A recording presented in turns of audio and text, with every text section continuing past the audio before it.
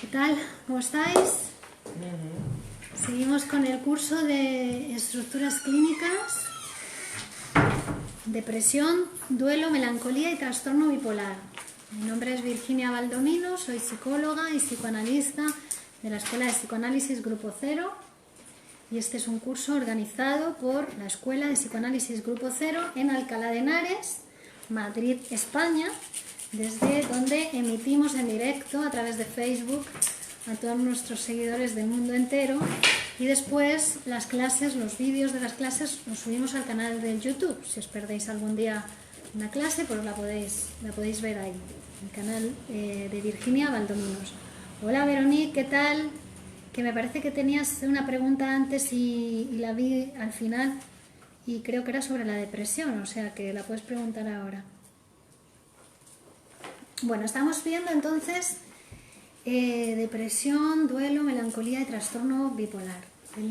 La vez pasada que empezamos el curso hablamos del duelo y la depresión, cómo el duelo era un proceso normal, mientras que la depresión es una enfermedad, ¿no? Y cómo en el duelo, bueno, pues debido a una pérdida que es consciente generalmente para la persona, ha perdido algo, un ser querido, o una relación, o un trabajo, ¿no? Bueno, pues hay un proceso por el cual se empobrece el mundo, es decir, ya no está eso que quería, y entonces el mundo aparece como empobrecido, gris, no le interesa nada en el mundo porque no está esa persona o ese trabajo o ese ideal, a veces también puede ser. Y que hay un proceso a través del cual, bueno, pues la persona tiene que, digamos, para salir del duelo, el duelo lleva un tiempo, porque hay que hacer un trabajo. Un trabajo, porque todos esos deseos, esa ligazón que tenía con la persona, vamos a llamar objeto perdido, ¿no? Objeto perdido que puede ser una persona, puede ser una cosa, o puede ser un trabajo, puede ser lo que sea. Toda esa relación que tenía con el objeto perdido, toda esa libido, energía sexual, energía psíquica que estaba puesta en el objeto, ahora ha quedado sin objeto. Ha quedado un vacío, un agujero. Y entonces tiene que retomar de nuevo, quitar esa energía que tenía puesta en ese lugar y volverla a retomar. ¿Para qué? Para sustituir, ¿no? Volverla a poner en otro lugar, en otra persona, en otro trabajo, en otra afición, en otro objeto. Vale, que te respondieron ya, ¿no? Una chica que estaba ya me respondió. Vale, genial. Bueno, y eso es un proceso que es doloroso, ¿no? Es doloroso quedarse sin el objeto amado, pero es doloroso porque la libido se queda sin objeto y eso produce dolor. Dolor psíquico, que es peor, llega a ser peor, más molesto y más desagradable que el dolor físico.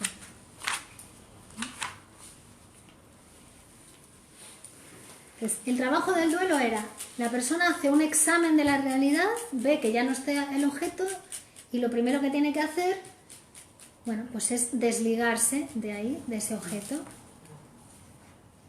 Generalmente gana la realidad. La realidad te dice, mira, ya no está esta persona, ya no vive, ha desaparecido, y uno lo acepta. Y ahí se desliga y retoma de nuevo esa energía psíquica. Pero también puede pasar que no gane la realidad.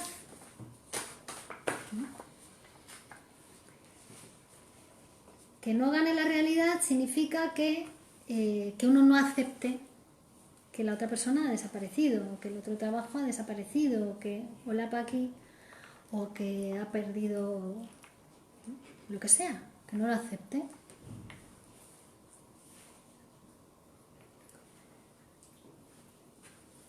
Y entonces en esos casos se puede producir una melancolía, una depresión.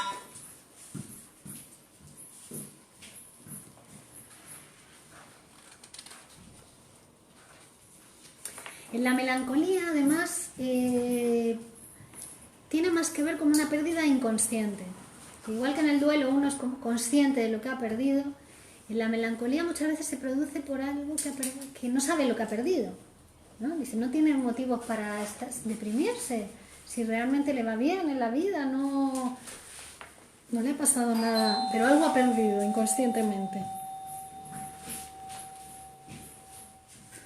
A veces la pérdida es de naturaleza más ideal, ¿no? Basta con que el otro no esté de acuerdo contigo en algo para que uno pueda caer en una melancolía, ¿no? Cuando va al mundo buscando una determinada respuesta y se encuentra que el otro piensa diferente, que no coincide, que no, ¿no? Basta ahí para eso, para el melancólico, eso ser una pérdida, que la realidad no coincide con lo que esperaba. Es decir, que puede ser inconsciente, que es inconsciente generalmente en la melancolía, lo que ha perdido uno.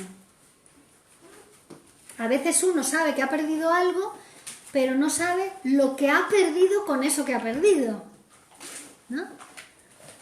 Pierde el colgantito que le regaló su madre, ¿no? Murió su madre, y bueno, ahí no pasó nada. Pero 3 años después, 5 años después, perdió el colgantito que le regaló su madre y ahí entra en una melancolía. ¿Vale?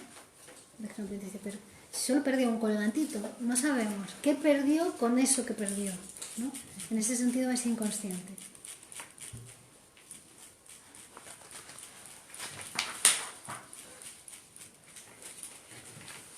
Entonces la melancolía es más enigmática que el duelo, ¿no? Es como un enigma de la melancolía. Que, claro, dice, ¿qué absorbe tanto al enfermo? ¿Dónde está? Está absorbido por algo, está retirado totalmente del mundo, porque en el duelo decíamos que se pierde algo del mundo, muere el papá, muere la mamá, y entonces el mundo se hace gris. Pero en la melancolía el sujeto pierde algo de sí mismo. Es su propio yo el que se hace gris, el que se nubla. ¿Vale? En el duelo la persona no va a trabajar porque no le interesa, no quiere, está en otra, está en su proceso de duelo, no quiere ir a trabajar, no hay nada que le interese. En la melancolía no puede, está enfermo, no puede trabajar, está totalmente apoderado por el proceso patológico.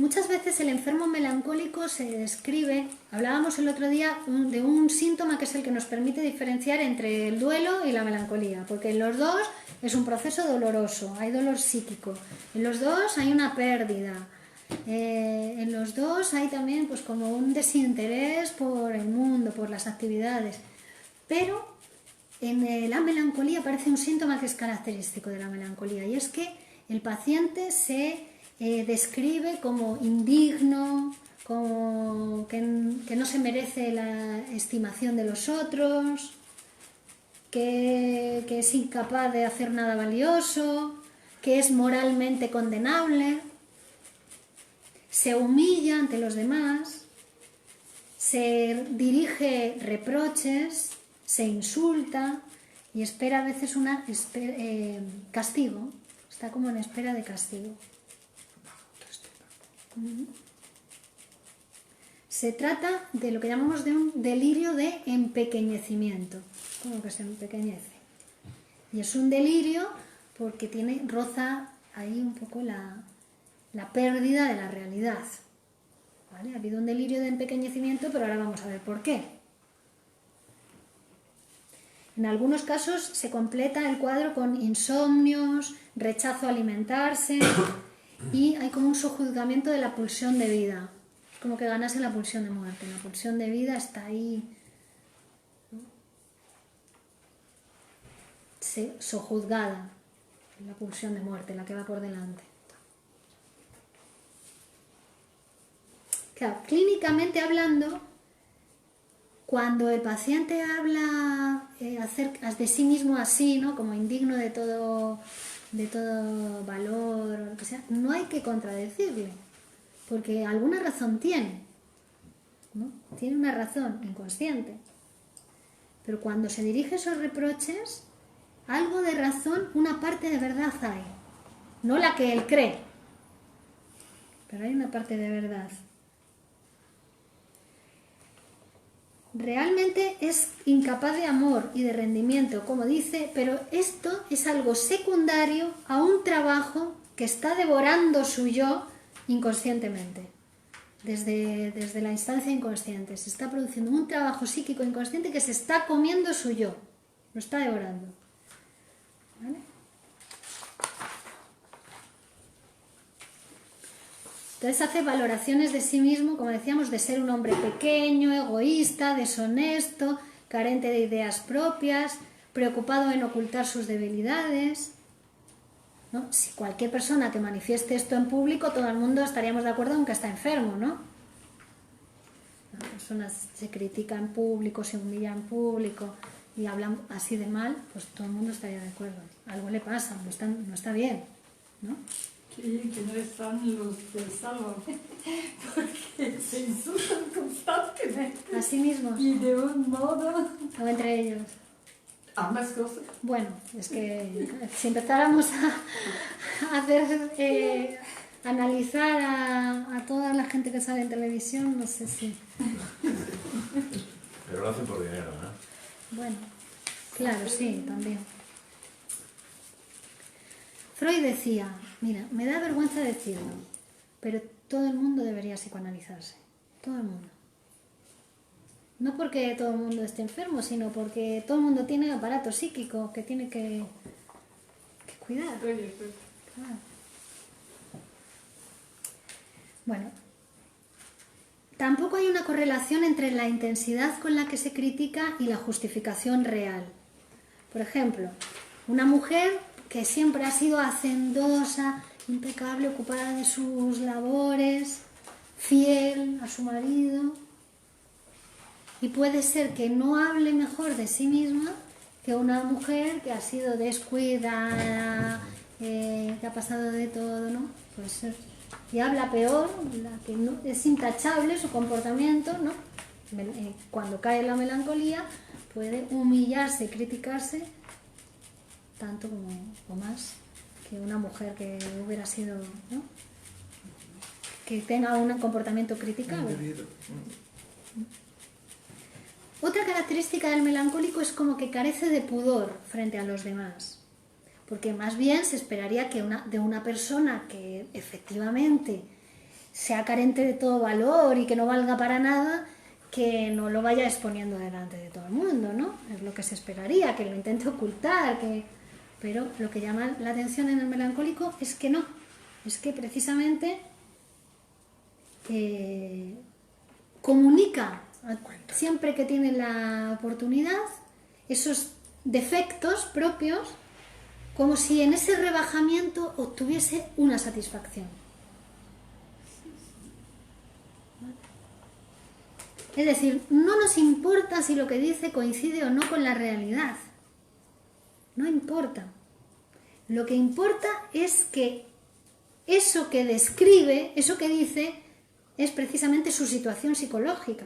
Para él es verdad. Para él es su verdad psíquica, es su realidad psíquica, aunque no coincida para nada con la realidad. Como decimos en el psicoanálisis, no, es que no le puedes contradecir, es que eso es lo que le pasa. Esa es su enfermedad. Es una forma quizá de llamar tampoco también la atención hacia los demás. Vamos a ver, porque tiene que ver con eso, pero vamos a ver qué hay más allá de llamar la atención, ¿no?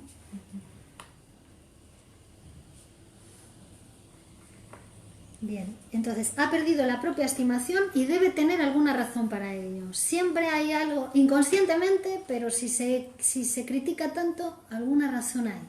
No la que cree, no la que dice, pero algún motivo inconsciente hay.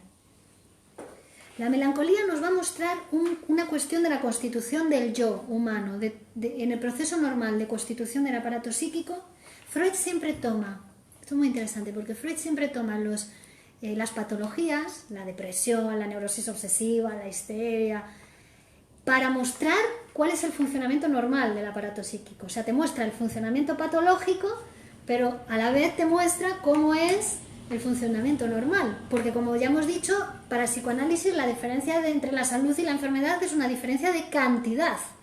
No hay diferencia en los mecanismos psíquicos que se usan en la salud y en la enfermedad, solo que hay algo exagerado en la enfermedad, ¿no?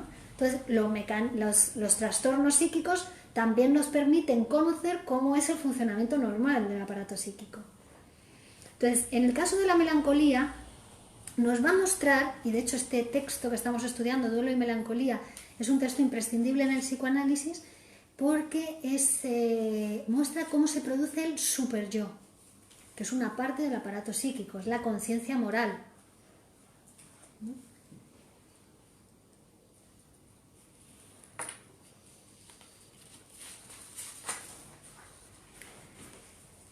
Digamos que es una parte del yo, ¿no?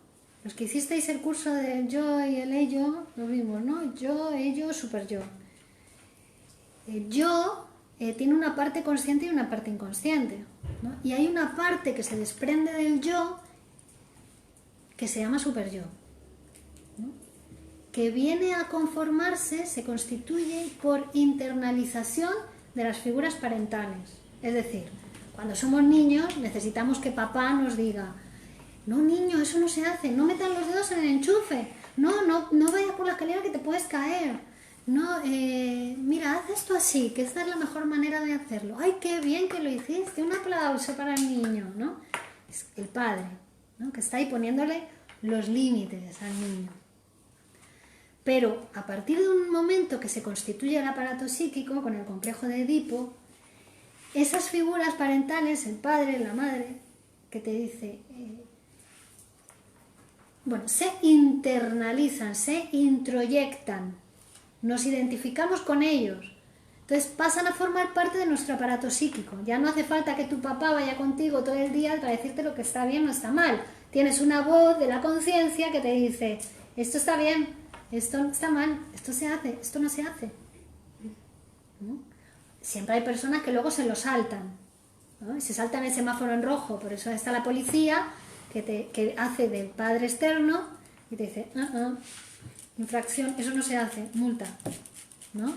Castigo. Cuando no funciona bien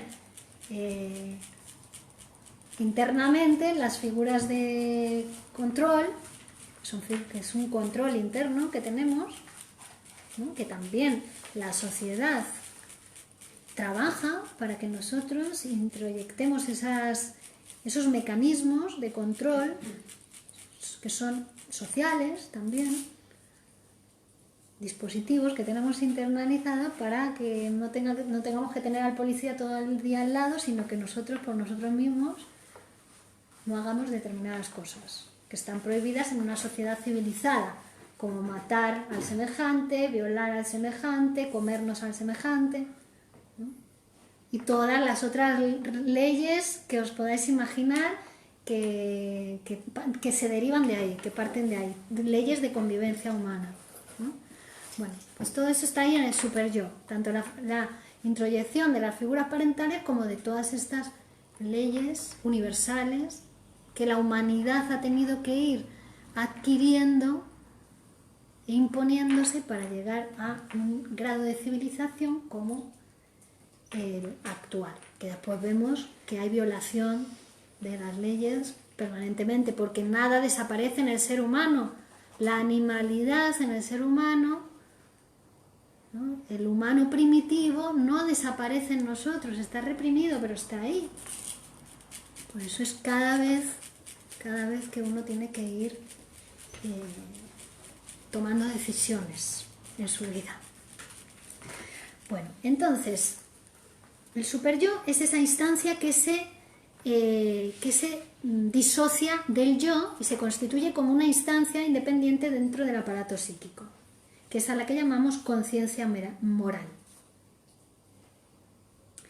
En la melancolía hay algunos miedos que tiene el melancólico que son muy característicos de la melancolía, como por ejemplo el miedo a la pobreza o a la ruina. El melancólico tiene miedo a empobrecerse, a arruinarse, ¿no? Que a veces también, si veis que en vosotros esa tendencia, el miedo a arruinaros, a empobreceros, pues también puede haber algún rasgo melancólico. Y frente a otros, hay otros miedos que no son tan característicos de la melancolía, por ejemplo, la deformidad, la fealdad, la debilidad, la inferioridad. Eso al melancólico le da más igual. Si escuchamos al melancólico, las acusaciones de las que se hace objeto, especialmente las más violentas, son poco adecuadas a su personalidad, o sea, no están referidas a sí mismo. Parecen más bien referirse a otra persona. A otra persona a la que el enfermo ama, ha amado o debía amar. Y esta precisamente es la clave de la estructura clínica de la melancolía. Los reproches con los que se abruma el melancólico se corresponden en realidad a otra persona, no a él o a ella, sino a un objeto erótico que amó, ama o debería amar, y ahora esos reproches se han vuelto contra su propio yo. Por ejemplo, la mujer que reprocha a su marido dice, ¿cómo puedes estar con una persona tan inútil como yo? ¿No? Realmente lo que le está reprochando a su marido es su inutilidad. ¿Vale? Entonces, entre estos reproches que se dirige a su propio yo, el melancólico, puede haber alguno que sí, que sea efectivamente dirigido a su propio yo. Pero es como para esconder, para disfrazar, ¿no? Para confundir, como siempre hace la censura psíquica, ¿no? Siempre disfraza, confunde, tergiversa, para que no se pueda diferenciar muy bien cuál es lo inconsciente de lo consciente, ¿no? Cuáles son los deseos inconscientes. Entonces, pero generalmente la mayor parte de los reproches que se dirigen no corresponden, aunque se los dirige a su propio yo, pero son reproches que hace a otra persona. ¿Eso sería lo que se llama de transferencia? No, es lo que vamos a ver ahora, que tiene que ver con la identificación. Pero eso no es un proceso de transferencia, algo que reprochas en ti, pero lo que estás intentando es reprochar al otro, ¿no? No, la transferencia sería... Es al revés. Claro. Algo que querías reprochar al otro, no, al revés. Que reprochas a ti, no sé. Bueno, la transferencia es más bien que eso que tú traes con respecto de otra persona, ¿no? Se refiere a ti mismo. Se pone en juego en la relación analítica. Se lo reprochas al psicoanalista o... ¿no? Es decir, se transfiere esos sentimientos. Que tú pasas al otro lo que es tuyo. Esa claro, es la transferencia. Claro, Y esa sería la transferencia. es Aquí es al revés.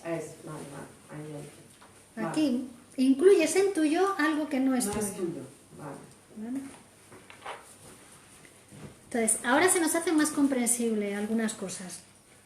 La conducta de los enfermos de melancolía, ¿no? Sus lamentos, en realidad son quejas.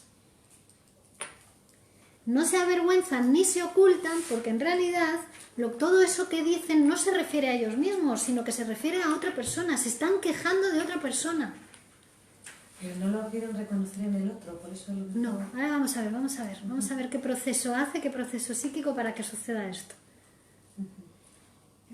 No es que no lo quieran reconocer en el otro, es que no quieren reconocer que han perdido a ese otro. Que ha muerto, o que les ha abandonado, o que... Que ya no es la persona que ella pensaba que era o que pensaba que era, ¿no? ¿Tienes que ver con eso? Espera, que vamos a ese paso. Bueno, entonces decíamos que si verdaderamente fueran tan indignas como dicen ser, se mostrarían más humildes, serían más humildes, ¿no? O discreto. Más discretos, serían se mostrarían como más sometidos a los otros. Pero sin embargo, los melancólicos son muy irritables, muy irascibles, ¿no? Responden con violencia, susceptibles, como si estuvieran siendo objeto de una gran injusticia ellos. Se quejan, esos reproches que se dirigen hacia sí mismos son quejas para otros. Es como si fuese una conducta rebelde que se ha convertido por un proceso psíquico que vamos a ver ahora en ese opresivo estado de la melancolía. Entonces vamos a reconstruir el proceso, vamos a eso. Al principio existía una elección de objeto, ¿no? Me enamoré de ese hombre o de esa mujer y entonces puse en él o en ella todo mi libido, mi energía psíquica, mi energía sexual, empiezo a quedar, ya le hago un hueco en mi agenda, al principio es una vez a la semana, luego son todos los días de la semana, paso tiempo con él, vamos al cine, vamos acá, vamos a cenar, ¿no? Energía psíquica puesta en esa persona, pienso en él, pienso en ella. Pero después aparece o una ofensa personal o un desengaño con la otra persona. Esto produce una conmoción a la relación objetal. Entonces, el resultado normal habría sido retirar la libido de esa persona. Bueno, vale, pues ya no quedamos, ya empezamos a vernos menos. Y retiro la libido de esa persona, la vuelvo a capturar para mí y ahora la pongo en otra persona. Oye, pues no quedamos, pues salgo con mis amigas, o me busco otro novio, me busco otra novia, o hago cualquier cosa, lo que sea, ¿no? Entonces he retirado la energía libidinal de ahí y la he sustituido el objeto, le he puesto en otro lugar. Ese sería el resultado normal. Sin embargo, el resultado en la melancolía es muy distinto. La carga de objeto tenía poca resistencia, ¿no? He retirado la libido del objeto también. Pero en vez de ponerlo en otro objeto, que es lo que suele tener problemas el melancólico, en la sustitución, la carga esa queda abandonada. Esa libido queda sin objeto, estancada, se pudre, digamos, queda ahí en el propio yo estancada, empieza a oler mal esa libido, porque la libido tiene que estar en movimiento, tiene que estar rodeando los objetos, esa es la salud. La sustitución es un mecanismo de salud. Entonces esa libido queda libre, pero no puesta en otro objeto, sino retraída al yo, se queda en el yo de la persona. Y entonces ahora el yo, ¿qué hace? O sea, por una parte está esa cuestión de la libido y por otra parte hay otro proceso que es un proceso de identificación. Es decir, no ha ganado la realidad, como en el duelo, que le decía, mira, ya no está, esa persona amada ha fallecido, por ejemplo, ¿no? Entonces uno acepta, gana la realidad. En la melancolía no. En la melancolía no gana la realidad, pierde la realidad. Es decir, la persona no acepta haber perdido. ¿Y qué hace? Se identifica con ese objeto perdido. Es decir, se lo come, digamos, por decirlo. Sí, porque es la identificación, vamos a ver ahora qué tiene que ver con la fase oral y fase canibalística de la constitución libidinal. Se lo come. No me ha abandonado el novio, pero me identifico con él. Lo tengo dentro de mí. La sombra del objeto, decíamos, cae sobre el yo. El objeto pasa a formar parte del yo del paciente melancólico. Entonces, cuando el objeto pasa a formar parte del propio yo del melancólico, ahora vemos que había otra instancia que se diferenciaba del yo, que éramos la que llamábamos conciencia moral, ¿no? El superyo. ¿Y entonces qué hace este superyo? Ese castigo, esos reproches, esas quejas que tendría contra el otro, que le ha abandonado, contra el que se ha ido, ¿no? Ahora, como se ha identificado el yo con ese objeto, lo dirige al yo. ¿Se entiende? Me abandona mi marido. Y digo, pero qué me abandonó, pero lo mataría, cómo lo odio, ¿no? Pero como no he aceptado que me abandonó y me lo he metido dentro de mi corazón, o de donde queráis, dentro de mi yo, entonces ahora todo eso que yo le dirigiría al otro me lo dirijo a mí. Te mataría, puta, cómo te odio, ¿no? Entonces, el melancólico está en esa confusión. Se dirige así los reproches que no son para él, sino que son para el otro. Y eso no está directamente ligado también con lo que hablaste antes, que es la baja autoestima, que es que al final uno se siente como que culpable de que el otro te haya dejado. Es decir, que al final el otro, que era el, no sé, el puto o lo que sea, el que se ha portado mal o lo que sea, pues tú al final, por tener o estar, ¿no?, con una baja autoestima, no logras ver que poner la culpa en el otro, y si pones en ti mismo, como que la mujer que le pega o le maltrata y cree al final que la culpa es suya, porque ella habrá hecho algo para que él le la tuviese, ¿no? Están las dos cosas. Está la culpa inconsciente, que la culpa inconsciente siempre te lleva a buscar castigo. O sea, es una culpa que es inconsciente, es decir, que tiene que ver con los deseos sexuales infantiles reprimidos, por haber deseado a tu madre, por haber querido matar a tu padre. Esa culpa es como estructural, es inconsciente. Pero claro, la persona que siente culpa y que no se analiza y no...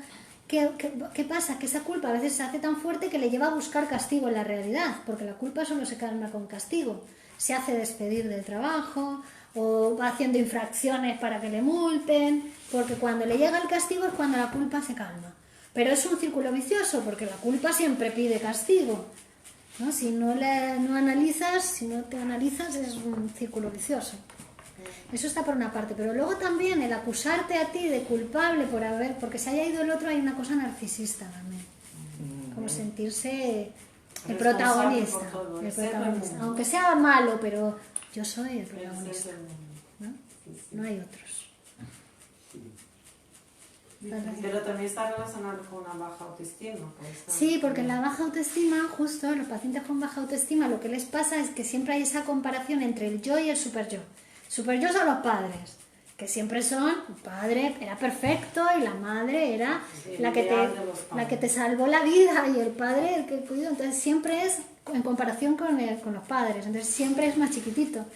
Nunca llega a dar la talla, nunca llega a lo que se espera de él o de ella, nunca, aunque sea una persona excepcional en su trabajo. Los padres también, que alguno de los padres sea... Y aunque los padres hayan sido horribles, pero siempre va a ser más... Claro, siempre es más pequeñito que su padre. Aparte era pequeñito y los padres eran grandes cuando era pequeñito. ¿No? Que lo infantil está ahí, lo infantil no es lo que nos pasó en la infancia. Lo infantil es esa parte de nuestro aparato psíquico, que son deseos infantiles que están reprimidos en nosotros, que sobredeterminan nuestro comportamiento, sin darnos cuenta, sin saberlo, nos van pasando las cosas y nos pasan, y ya está, sin nuestro control. Pero ¿no? Es en el análisis que uno va interpretando, puede interpretar esos deseos infantiles, ¿no? Virginia, todas esas culpas, esos reproches que van contra el otro pero que vuelcan en sí mismo, ¿los colocan en yo o van en super yo? La instancia crítica es el super yo, es la que da. Y en la que lo sufre, lo que lo padece, es el yo, identificado con el objeto perdido. Es decir, que realmente al melancólico le queda muy poquito yo. Por eso se empobrece su yo. El objeto perdido se come a su yo, ¿no? Realmente... Porque yo estaba frágil. Una persona que está bien y sana, pues no hace eso. Claro, porque había una tendencia ya a la melancolía. Claro, no todo el mundo se enferma de melancolía después de un duelo. Un aparato psíquico sin trabajar. Porque no solo yo, es todo el aparato el que interviene en cualquier patología, ¿no? ¿Se cura la melancolía? Sí, claro. El psicoanálisis se puede dar la ayuda adecuada para salir de todo esto. Total. No del momento, sino para que nunca caigan... Claro, con psicoanálisis. Lo decíamos antes, que con psicoanálisis los síntomas de la melancolía remiten súper rápido. Pero Sí. no queda ninguna pequeña cicatriz. Espera. Es que una cosa es que desaparezcan los síntomas, ¿no? Decíamos, cuarta, quinta semana ya viene ella Como arreglada, una reina. pintada, ¿no? Ya su discurso ha cambiado, 4 o 5 sesiones. Pero claro, eso es una cosa, pero el psicoanálisis no, su objetivo no es curar los síntomas, sino que esa persona que se enfermó de la melancolía porque algo en su aparato psíquico no está del todo bien estructurado, ¿no? Se psicoanalice para transformarse, para transformar ese aparato psíquico, esa máquina de hacer la melancolía. Claro, y una próxima pérdida, pues a lo mejor pasa un duelo y no una... Exactamente. Está en el análisis, no vuelve a caer en una melancolía. Estando en análisis, Por sí solo una persona no se cura así, ¿no? no se cura. No se cura, se empeora y puede llegar a lo que Al vemos, rescate, ¿no? suicidio, a... Claro, porque en esa lucha contra el objeto que ha caído sobre el yo, a veces lo mata. Lo mata y se mata, sin darse cuenta se mata a sí mismo, porque la mentira en la que está el melancólico es que, o sea, es un asesino tímido realmente, no es un suicida. Produce mucho daño colateral también. Por supuesto, porque ahora vamos a ver, es que ahora vamos a ver cómo también tiene una dedicatoria la melancolía, ¿no? Vamos a ver. Entonces, el superyo empieza a juzgar esa instancia, de esa parte del yo que se ha identificado con el objeto. Digamos que yo liberado, yo libre, queda muy poquito yo del sujeto verdaderamente. Se lo va comiendo todo el objeto perdido. Entonces se empobrece su yo, se queda sin yo. De esta manera la pérdida del objeto se ha convertido en una pérdida del yo. Para no perder al objeto, perdió su yo. Entonces ahora el conflicto entre el yo y la persona amada que me abandonó pasa a ser un conflicto entre mi super yo y mi yo. ¿No? Ir y disfrutarle al otro y quejarme y decirle y luchar y no sé qué, ahora lo hago conmigo mismo. Claro, como el otro ya no está. Claro. ¿Con quién lo vas a hacer? ¿Con su psicoanalista? ¿Con el psicoanalista? ¿No tienes que hablar? Claro. Claro, el otro se murió y ¿qué vas a hacer? ¿Ponerle a parir? No, pero te puedes psicoanalizar para ver que esos sentimientos de amor-odio que tienes son con el que se murió, no contigo.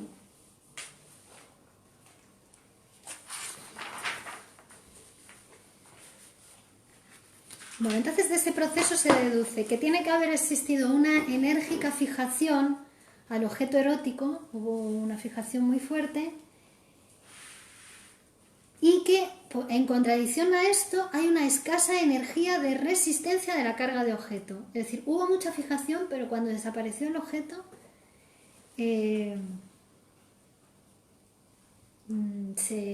se introyectó toda esa libido, ¿no? Se desvinculó del objeto y se introyectó, se quedó libre. Entonces, esa contradicción parece ser que esto podría ser lo que también lleve a una persona más fácil a una melancolía que a otra, ¿no? Que esa elección de objeto se hizo sobre una base narcisista. Es decir, que cuando se eligió ese objeto fue porque egoístamente, ¿no? Porque me recordaba a mí, o porque me recordaba a mi papá o a mi mamá, o porque porque era lo que yo quiero ser cuando ¿no? Te gustaría ser. Lo que te gustaría ser y no eres. Es decir, se eligió sobre una base narcisista, no tanto por quién era la otra persona. Entonces, ¿qué pasa? Desaparece el objeto o hay alguna contrariedad, alguna decepción y se produce una regresión a una fase narcisista del sujeto. Que ahora vamos a ver esto, ¿no? Como se ha identificado de manera narcisista con el objeto, entonces no puede abandonar la relación erótica con el objeto a pesar del conflicto con la persona amada, porque eso sería lo normal, ¿no? Te enamoras de una persona o amas a una persona diferente a ti por sus cualidades, por quién es, pero hay un conflicto con esa persona, pues lo abandonas y ya está. Pero claro, cuando ha sido por elección narcisista, cuesta más abandonarlo, porque también pierdes algo tuyo si el otro se va.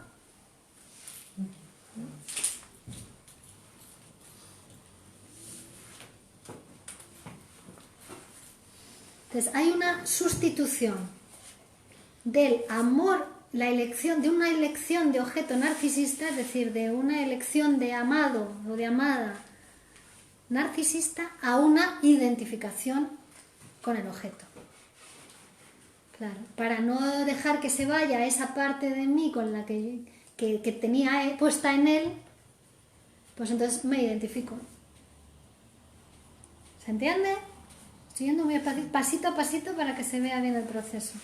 Si se pasa de una elección de objeto narcisista, he elegido a esa persona porque me recordaba a mí, o porque me venía a complementar, o porque me aportaba cosas para lo que yo quiero ser.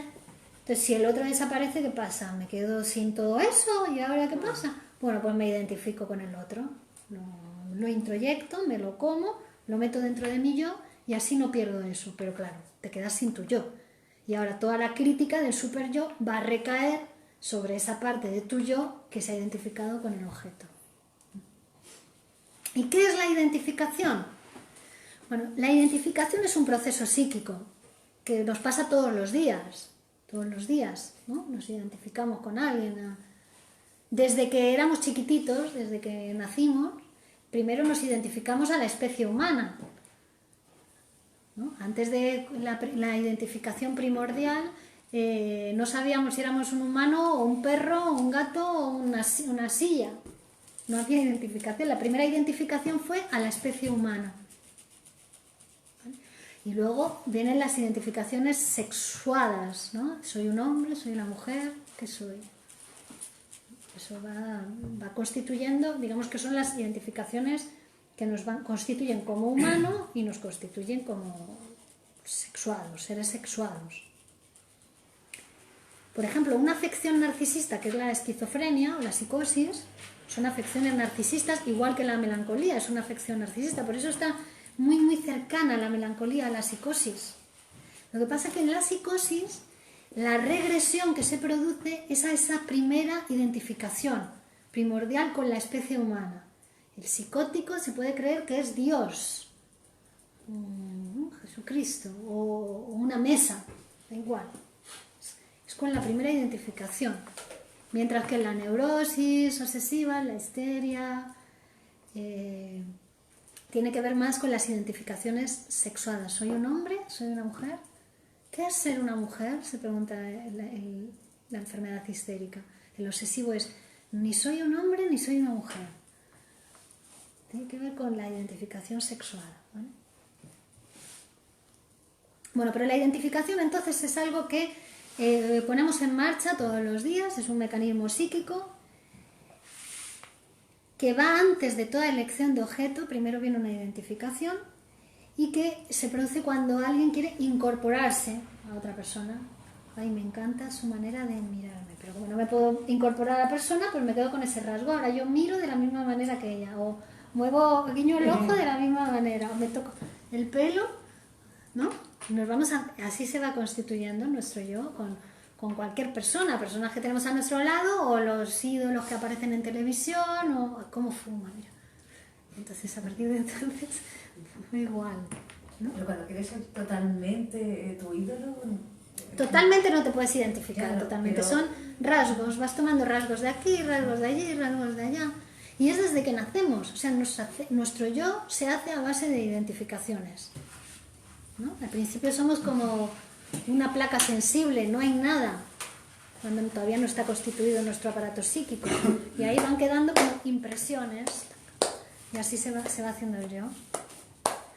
Vamos, que nosotros, todo eso que creemos que es nuestro, una ínfima parte de esas frases que decimos y de cómo nos comportamos y de lo que decimos que es nuestro pensamiento, una ínfima parte es verdaderamente nuestro. Lo demás es de tu padre, de tu madre, de tu abuela, de tu abuelo, del presentador de la televisión, de los del Sálvame, de la profesora, de profesora. Yo es que no, joder. Claro, de todo, porque el deseo está en juego también. ¿A qué se identifica cada uno? Eso tiene que ver con el deseo inconsciente, ¿no? Siempre está sobredeterminado por el deseo inconsciente. Pero el caso es que nuestro yo está hecho a base de identificaciones. O sea, que somos como una página en blanco. como los... Cuando nacemos sí. Los primeros teóricos de la mente que decían que eran como una tabula rasa. Es así, venimos en blanco y nos vamos impregnando. Cuando nacemos a hacer, a construirnos. No nacemos con nada, no hay aparato psíquico. Hay que construirlo todo, pero eso es lo bueno, que a lo largo de... Siempre es a construir. Que cualquiera hoy puede decidirse, mira, voy a construirme una nueva vida. ¿Y lo puede hacer? Una pregunta. ¿El aparato psíquico no empieza, por ejemplo, cuando el feto está haciendo, ¿no? Te estás formando algo también según la relación que puedas tener con tu madre? Porque me imagino que eso también, ¿no? Que está, pues, o sea, hay experimentos incluso, ¿no? Que cuando, no sé, cuando la madre estaba embarazada, pues ponía una determinada canción, y luego cuando naces y estás un poco llorando y no sé qué, ponen la misma canción y te calmas, como que también puedes, ¿no? Que ya de alguna manera, hombre, mucho más pequeñita y tal, pero ya interactúas con el medio y como si la madre está tranquila, si no está, todo eso también va, si eres un niño deseado, no, por supuesto. Si te golpea una tripa o si te acaricia, todo eso todo, constituyendo, sí. A partir de ahí creo que ya empieza el aparato psíquico también a formarse. Claro. Aunque no estés... Bueno, ahí es el psiquismo de la madre, de los padres, lo que te dices, si le desean o no le desean, eso va a tener una repercusión, sí. ¿No? ¿Cómo cae cómo es el mundo cuando llega, que el mundo que lo espera también tiene una repercusión en cómo va a ir constituyéndose su aparato psíquico. Pero la constitución va a ser, cuando ya se termina de constituir el aparato psíquico, va a ser en el Edipo, ¿no? Complejo Edipo. Pero todas esas impresiones anteriores también dejan una primera huella que no deja registro, o sea, queda solamente la huella y luego es siempre la segunda vez la que da sentido a la primera. Por eso que nunca aprendemos nada a la primera. A la primera leemos un texto y no aprendemos nada. Te lo lees una segunda vez y ya sí queda registro. Porque ya hubo una primera huella y una segunda huella que da sentido a la primera. ¿Vale? Los niños también, ¿no? Por eso, yo que sé, no es recomendable que los niños estén en la habitación de los padres. Que no, si no se entera de nada el niño.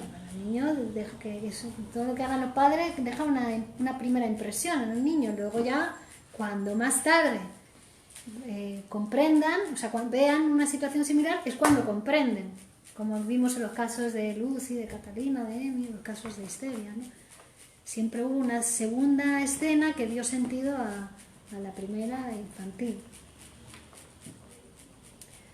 Bueno, entonces la identificación tiene que ver con la fase oral o canibalística del desarrollo libidinal, que es esa primera fase del niño cuando nace, donde todo lo aprende por la boca, todo el mundo lo descubre por la boca, ¿no? Y los niños que todo eso llevan a la boca. Está haciendo el agujero de la boca, que es el primer agujero de interacción con el mundo. Lo primero que hace es chupar el seno materno, ¿no? Chupa. Y por ahí le entra la ideología, la leche de la madre, empieza a entrarle ya la ideología a través de la boca. Luego va a morder, cuando le salen los dientes. Y cuando le salen los dientes ya aparece una conducta ambivalente, porque muerde, incorpora el alimento, pero también lo destruye, ¿no? Se come la galletita y llora el niño, ¡ay, la galletita! Porque la ha destruido, ¿no? A la vez que se la ha incorporado, ¿no? Entonces aparece la ambivalencia con el objeto. Que en toda identificación también hay esa ambivalencia, porque me identifico con el otro, me lo como, lo introyecto, pero al otro lo destruyo en cierta medida. Ya me quedo con eso y ahora es mío, ¿no? La identificación se produce desde los primeros momentos de la constitución del aparato psíquico. Nos identificamos al principio al padre como rival en el amor a la madre, ¿no? Y luego nos identificamos a la madre como rival en el amor al padre. Y así ya se van constituyendo nosotros padre, madre, hombre, mujer, como parte también de nuestra constitución psíquica. Al principio la relación con la madre es una relación completamente cerrada. No entra nadie más. Es una relación a dos, pero en realidad son uno, ¿no? Cuando interviene un tercero, el padre, que es el que viene a separar al niño de la madre, ahí ya hay dos, cuando viene el tercero, ¿no? Cuando hay tres, entonces es cuando se diferencian a los dos primeros, que antes estaban completamente pegados.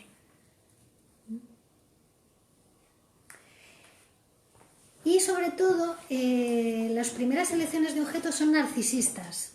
Es decir, el niño al principio no ama a nadie, no sabe amar. Hasta amar lo tenemos que aprender. Cómo amamos, cómo odiamos, cómo gozamos, cómo deseamos. Todo eso ha sido un aprendizaje. Por identificación también. Entonces, el niño no sabe amar. Entonces, ¿empieza a amar a quién? Pues a aquella persona que le da todo lo que necesita para vivir. Que en primer lugar es la mamá, le da el pecho, la mamá o quien haga de función madre, da igual que sea la madre, la abuela, el padre, quien haga función madre, ¿no? Entonces, es un amor interesado. Claro, narcisista. Luego ya cuando también aparece la función padre en su vida, que es el tercero, y que también viene a protegerle, a darle cuidados, va a trabajar todos los días para que tenga una vida próspera, ¿no? Pues también empieza a aprender a esa función padre, a amar la función padre, a incluirla en su vida, a darse cuenta de que un padre es necesario, no solo una madre, ¿no? Que también hace falta tener ley, límites, entonces va incorporando también esa función. Pero, como decimos, siempre de una manera narcisista, inicialmente. En estas primeras fases, en las que se encuentra la fase oral, son fases narcisistas.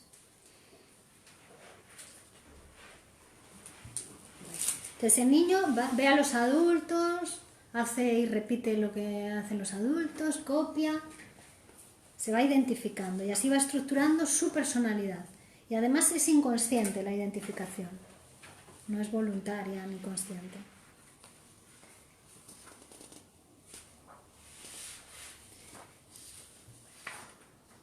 Muchas de nuestras reacciones, de nuestras expresiones, de nuestra ideología, de nuestra forma de amar, de odiar, etcétera, etcétera, no son nuestras, son identificadas.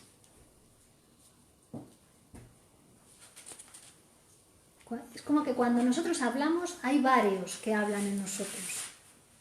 Son varias voces las que hablan a través de nosotros. Pues la voz de la madre, del padre, del tío, del abuelo, del amante, del profesor de primaria.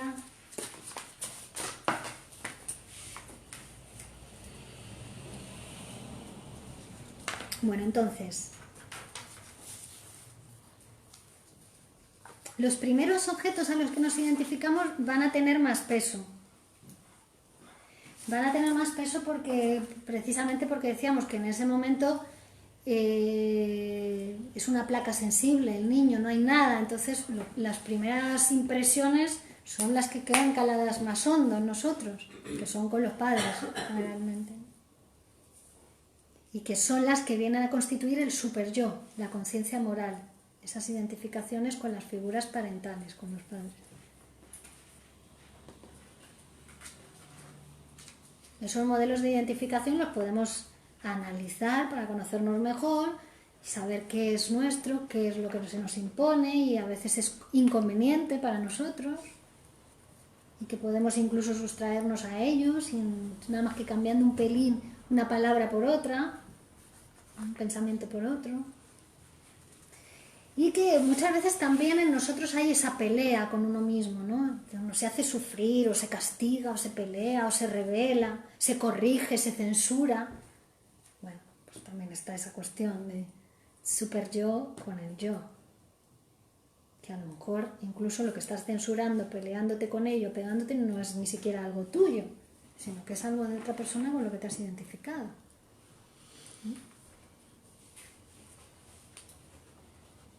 Pero cuando te identificas con algo cuando ya eres mayor, ya si eres consciente o un poco más consciente, no es tan como decíamos antes, tan inconsciente, ¿no? Son siempre inconscientes. Cuando son conscientes es otra cosa. Quiero decir, cuando ya quieres aprender cosas y ya aprendes Bueno. una filosofía, una historia o lo que sea, pues ya te identificas con alguien que ya conoces, ¿no? Bueno, otra cosa que quieras decir, por ejemplo, mira, quiero construir en mí un pensamiento psicoanalítico, por ejemplo, ¿no? Que me ayude a vivir de una manera más sana, más clara, con menos contradicciones, pero ya es un trabajo que tienes que hacer para estudiar, para analizarte, ¿no? Para formarte, y aún así vas a tener identificaciones inconscientes. Así que no, cuando ya uno es consciente de algo, es otra cosa, porque lo que llega a la conciencia siempre son productos disfrazados, deformados. Si no, no acceden a la conciencia, ¿no? Pero claro, la transformación, o sea, para transformarse de acuerdo con un pensamiento o una ciencia, mira, quiero estudiar medicina, y eso requiere un trabajo.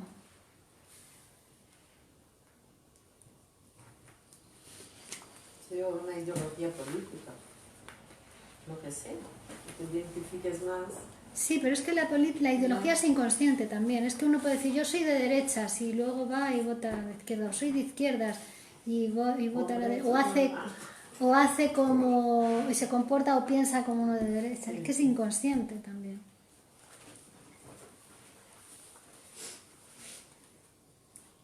Bueno, entonces esto que constituye nuestro carácter por identificaciones y que tendemos a imitar o rechazar, bueno, esto es un proceso normal que le pasa a todo el mundo, pero en la melancolía, como hemos dicho siempre, hay algo exagerado en la enfermedad. Entonces, en la melancolía se ha identificado el melancólico con el objeto perdido. Y ahora, en ese momento de identificación, esto se convierte en una excelente oportunidad para que la ambivalencia que siempre tenemos con los objetos amados, es decir, amor-odio, siempre el amor oculta el odio y el odio oculta el amor, ¿no? Pues ahí, en esa identificación, es una excelente oportunidad para dejar que la ambivalencia haga sus efectos, ¿no? Y entonces ahora voy a aplicar mi venganza, la venganza hacia el objeto que me ha abandonado, pero sobre mi propio yo. Me voy a vengar sobre el yo. Entonces, hay por una parte una regresión. Hay una regresión a esa fase narcisista de identificación con el objeto, ¿vale? Hemos pasado de elección de objeto a identificación con el objeto perdido.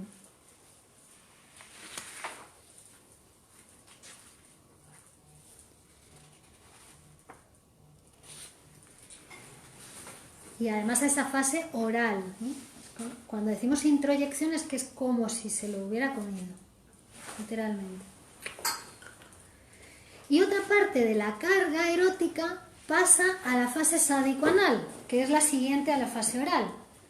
La fase sádico-anal es la fase de control de los esfínteres, ¿no? En el niño, cuando ya pasa, al principio hemos dicho, conoce el mundo a través de la boca. El primer agujero de contacto con el mundo, pero después va a hacer el ano, va a construir el ano, que es otro agujero de contacto con el mundo, por donde se expulsa, ¿no? Se expulsan las heces al mundo. Y que a veces cuando uno también está afectado o ha regresado a esa fase sádico-anal, se producen patologías a nivel psíquico, ¿no? Como el trastorno obsesivo-compulsivo, es una regresión a la fase sádico-anal, o incluso otros problemas, ¿no? De relación de entrega al mundo, estreñimiento, ¿no? Tiene que ver con esa fase sádico-anal, por ejemplo. Tiene que ver con el dar o con ciertos rasgos del carácter, como la generosidad o la tacañería, la escrupulosidad, el orden y la limpieza, ¿no? Los obsesivos están muy ocupados siempre por el orden, la limpieza. Tiene que ver con la fase anal. Bueno, pues en el melancólico hay parte de la libido que vuelve a la fase oral, a la identificación con narcisista, con el objeto, y otra parte de la libido que va a la fase anal, sádico-anal. Es decir, que el niño, por ejemplo, cuando no hace caca es una actitud sádica porque está cabreado con la mamá, ¿no? Hay algo que hizo la mamá que no le gustó y ese día no hace caca, ¿no? Pero el melancólico también ¿no? Porque ahí también hay ese odio hacia el objeto perdido, llega a ser sadismo, ¿no? Decíamos, cuando se humilla, cuando se castiga, cuando se insulta, que en realidad está insultando al objeto perdido con el que se ha identificado, hay una actitud sádica de satisfacción en ese insulto, en ese castigo al objeto perdido.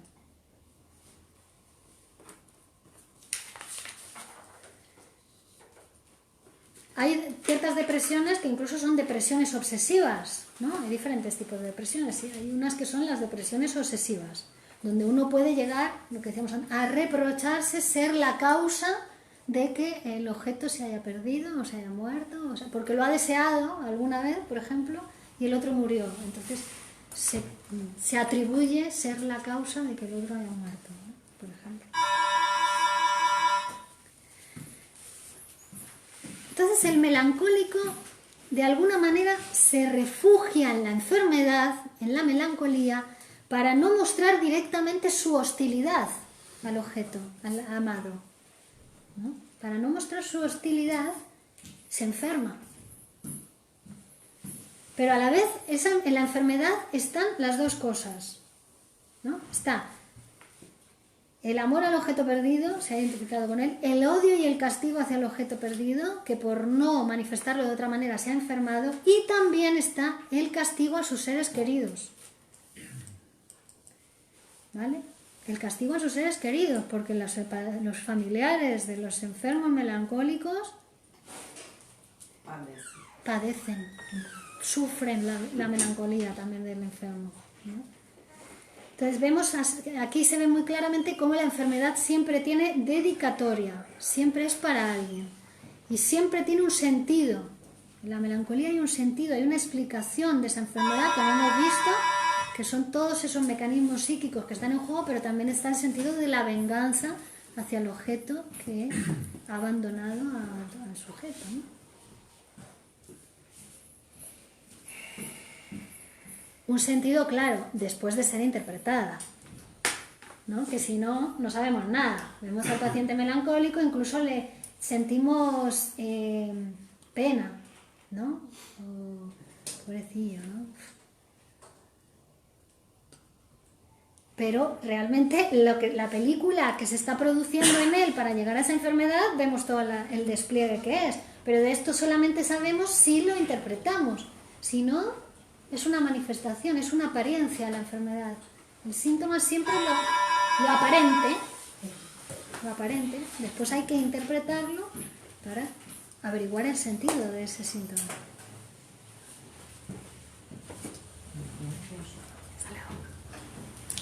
Que además para cada paciente va a ser diferente, ¿no? O sea, este es el mecanismo que produce la melancolía, pero después, esto nos lo dice el psicoanálisis teóricamente, como lo hemos estudiado.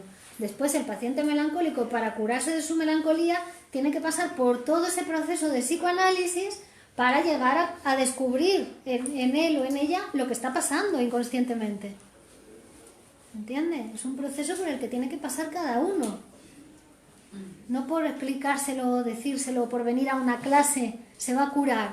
No, tiene que pasar por el proceso de psicoanálisis para liberarse de eso que ha invadido su yo. Resolver ese conflicto psíquico. Y esto es, en psicoanálisis siempre a través de la palabra y a base de interpretaciones.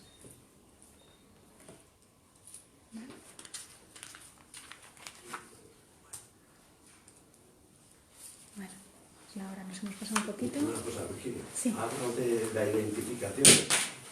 El proceso de identificación es para crear el yo, para que la Siempre, siempre, toda la vida nos estamos identificando. Sí, lo que pasa es que hay identificaciones que son las que se produjeron inicialmente en nuestra vida cuando niños, que son las que marcan más nuestra personalidad, porque quedaron muy marcadas a un nivel, digamos, muy... Imagínate, como si fuera una capa de una cebolla, las que están en el núcleo de la cebolla marcaron... Entonces es inagotable, la identificación es permanente toda la vida. Sí, siempre hay identificaciones. Claro, por eso Menasa siempre dice, el psicoanalista tiene que ser alguien muy culto, la persona más culta de su época, para cuando venga el paciente psicótico, por ejemplo, pueda identificarse con alguien culto, ¿no? Con alguien que le va a ayudar a salir de su enfermedad. Bueno, muchas gracias. Continuamos el próximo martes. Chao.